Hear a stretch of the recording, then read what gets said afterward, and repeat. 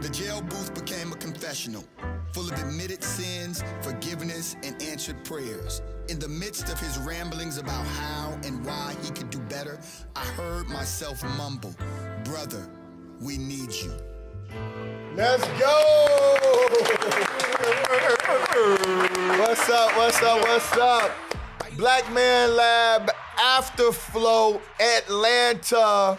The We Got Something to Say Black Men, do we? Yes, sir. Yes, sir. We got something to say, Yes, Black men. Man, we are grateful. New Georgia Project powering this tour. We are on our 9th and final stop. Hey. Nice. For this round, I hear there may be some other moves we're going to have to make, but we're home.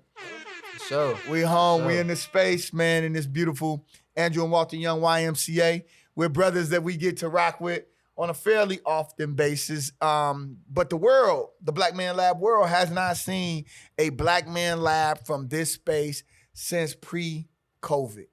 wow.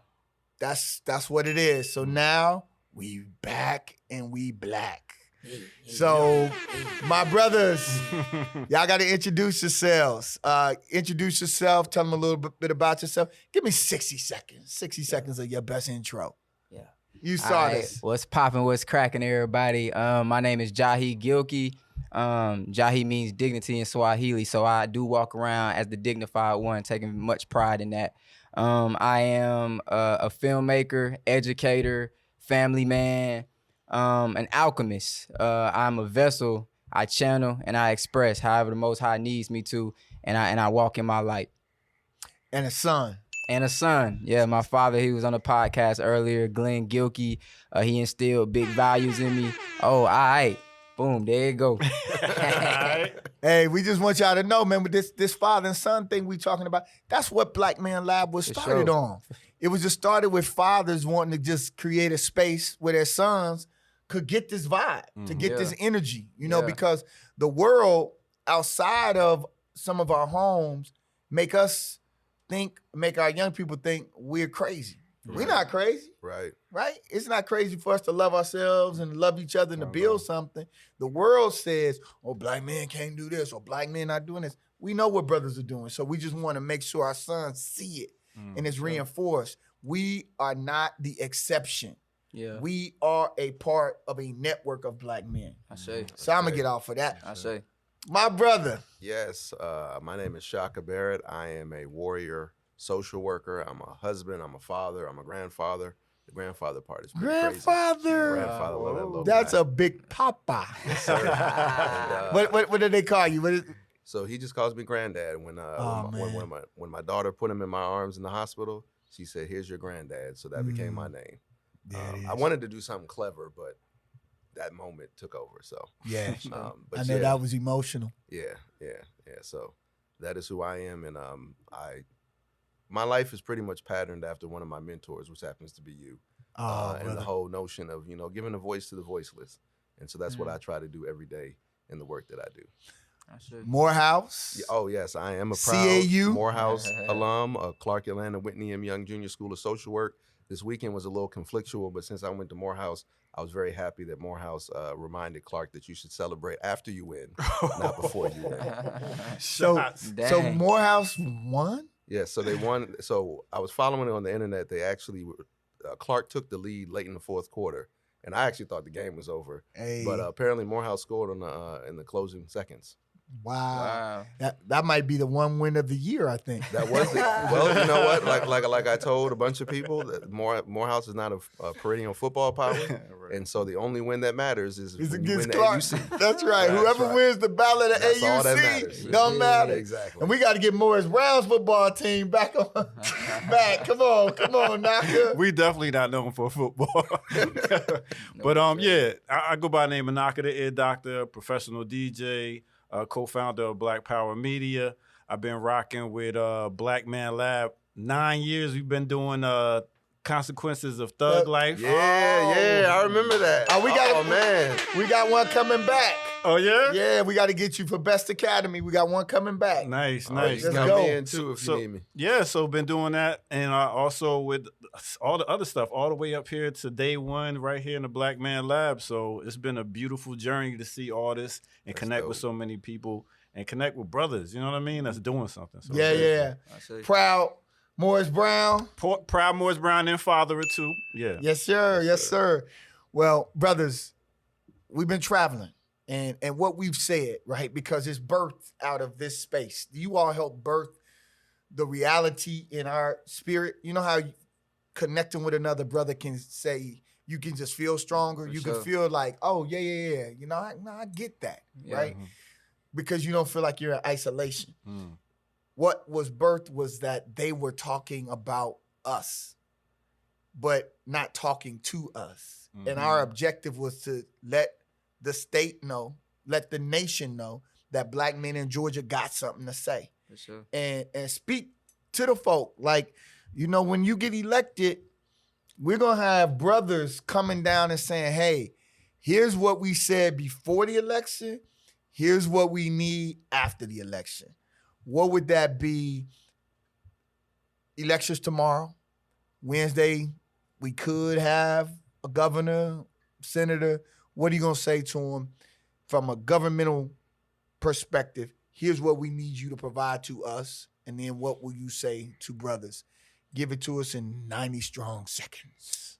I'm not exactly sure. I can't even lie. I'm not exactly sure what I would say. And part of the reason is because I'm more so going off what the data has shown as far as like what we've seen government and politics do for us as a people. I'm more so on the line of getting us together and doing things for ourselves and building Self-determination. Self-determination. That's where I'm more so putting my energy in because I believe in us coming together and doing for ourselves before we continue to depend on them to do things for us and meet our deliverables.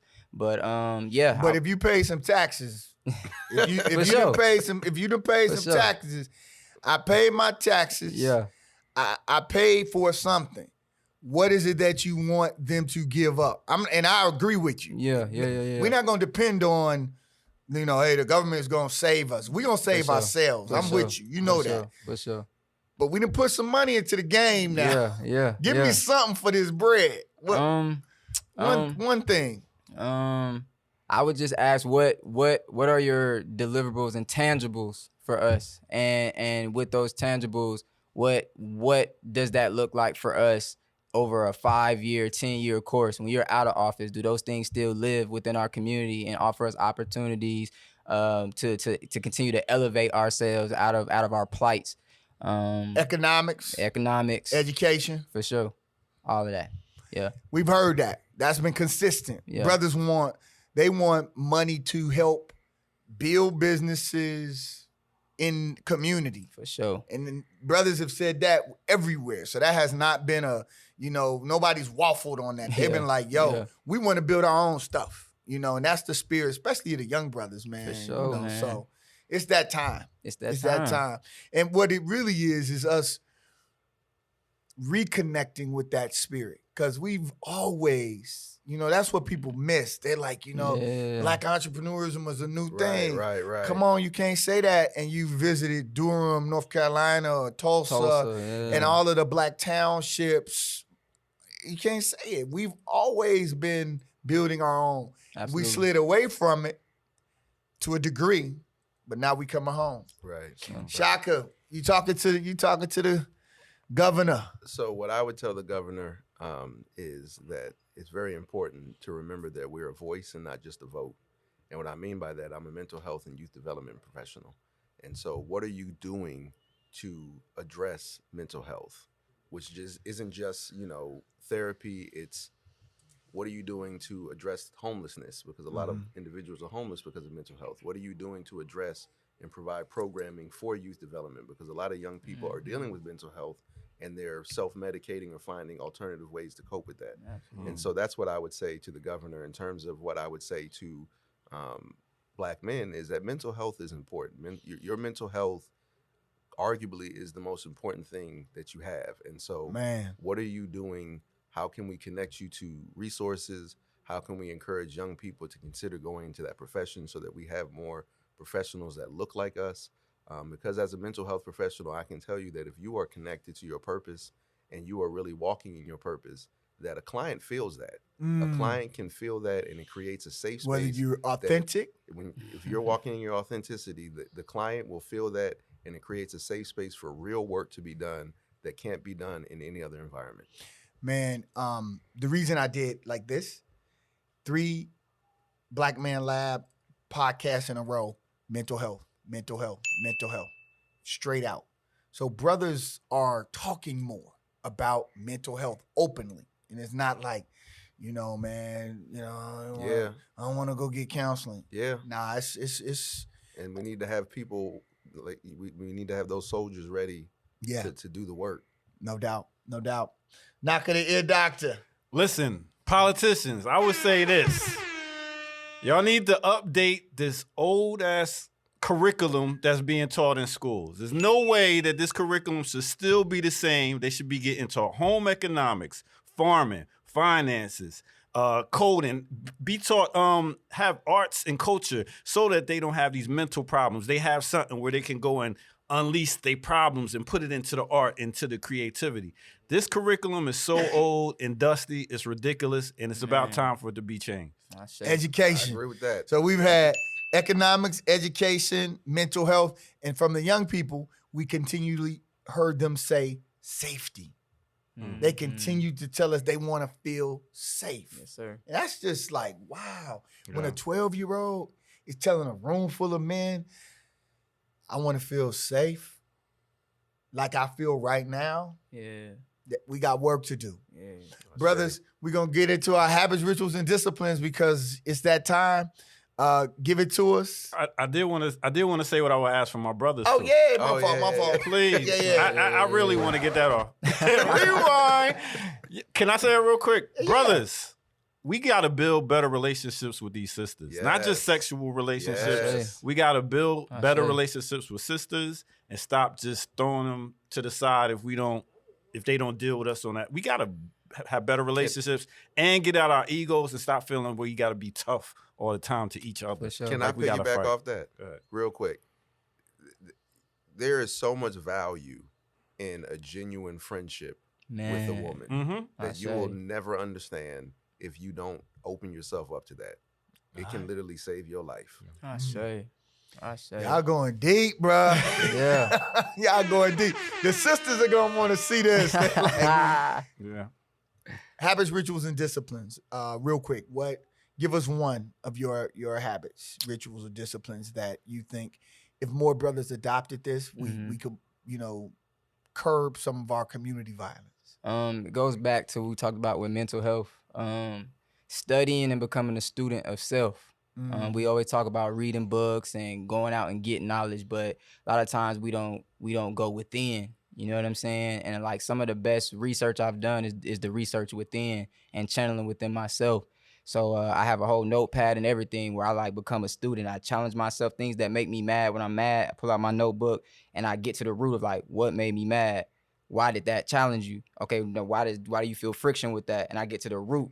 Oh, you're insecure. Why are you insecure? And I start getting to the root of who I am. Things that make me happy, I do the same thing. So studying and becoming a student of yourself, I think that helps us heal, that helps us become better men, and simultaneously that helps others around us see that and become better and find their life. So you're journaling every day. Journaling. And then you'll review what you write? Yep. I review what I write, even things that I come up with that are profound, write it down and I study it. I study what I come up with. Well, not me, but what I channel from the Most High. Because ain't me, it's the source. Yeah. You tapped in, being in alignment and receiving. For sure. Receiving. For sure. Got you. Come on, my brother. For me, if I have to just pick one, I would say it's something that my grandmother put into my spirit that I actually started doing with clients. And that's a gratitude journal. And so she would say, do like 1 to 3. I do 8 things and I have each one that means something. But every day I try to start my day thinking about 8 things from the day before that I'm thankful for. Right now I've been on a theme where the first one every day is always thankful that I made it to and from home safely. Because a lot of times, you drive through Atlanta and it's accidents all the time. And you just, and so trying to start the day really thinking about the things that I'm thankful for, the blessings that I have, to try to create a positive mindset to begin my day. Do you write those 8 things down? Yes, I have a gratitude journal that I write them in. Now, I need to do a better job, like my brother said, reviewing them, because I think that's very important. A lot of times we just write them down and keep moving, but I think it's very important that we go back and remind ourselves of these blessings that we've had, especially when we start having those moments. All right. Naka. I wake up an hour early and I hit the snooze button maybe twice, 15 minutes. And then I get up and plan my day. One thing about me, one of my biggest disciplines is I'm never late. I'm never late to anything. So I plan out my day and figure out how much earlier I need to be. Even though I was late, when I got the directions wrong, I was still on time because I always come early. If you're not on time, wait, what's it saying? To be early is to be on time. To be on time is to be late. That's to be right. late is unacceptable. That's There it is. Y'all heard it right here. Black Man Lab Afterflow. We're going to give y'all a bonus, but this was our 3rd chapter of the Atlanta Andrew and Walter Young. Let's give it up for our brothers.